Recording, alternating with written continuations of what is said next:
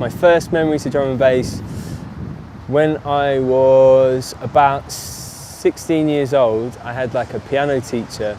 I used to learn jazz piano, and his son had left a really early Ronnie Size record like on the record deck, and my piano teacher had gone off to like make a cup of tea or something, and I just put this record on and I was like, wow, what is this music, you know? It just seemed like it had more energy than any other kind of music that I'd ever heard.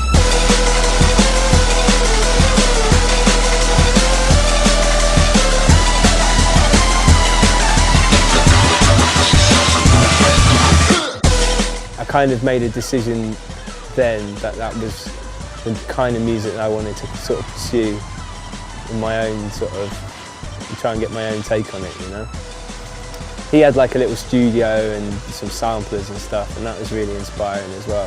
Kind of opened my eyes to the world of like music production and stuff. I started producing when I left school. I got like a little inheritance. I got like a grand off my great-grandmother. She'd sadly passed away. So I just went out and bought like a sampler and an Atari ST, and just, it's pretty old school now, but that was like cutting edge. And I just left school and just started making music straight away. I didn't really want to go to college or anything like that to learn it. I kind of felt like if you're going to do something, you might as well just do it, you know?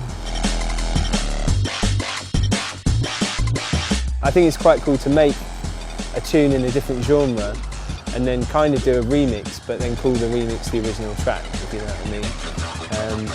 And also it helps when I get like singers and people like that into the studio, it helps to get them to sing over a different tempo because they can vibe on it in a different way.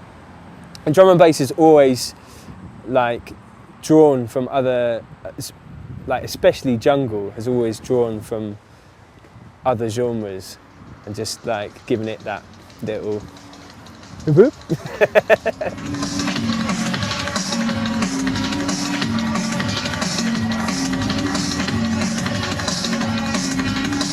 I think Bristol has had a really big impact on the drum and bass scene, particularly with artists like Ronnie Size, who are pioneers. I think that sort of two-step style, it didn't originate from here, but I think the Bristol guys really picked up on it, that kind of, you know, instead of having jungle breaks and things like that. And I think that gave, I mean, a lot of drum and bass now kind of follows that sort of formula with the two-step beat. When I've got a weekend off, I'm really happy just to have some time in the studio, and I still go out every now and again, and I get booked for nights in Bristol, and they're definitely going off. With my music, I think people either love it or hate it. There's probably a few people that are like, yeah, I don't really care, but I get a lot of people who really hate me for no reason. I'm like, rah, you don't even know me and you hate me. And there's loads of people out there that really, really love what I'm doing. So with the next album project, I guess there's a bit of pressure for me to fulfill what the people that really like what I do, like their ideals of what's next. I was saying to Clips today that I've got 30 tunes for my new album and I don't like any of them. And he was like, that's brilliant, that's a great stage to be in. That means you're over halfway through.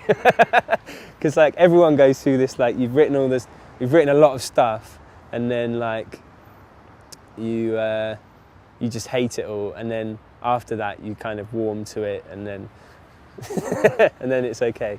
Everything will be okay.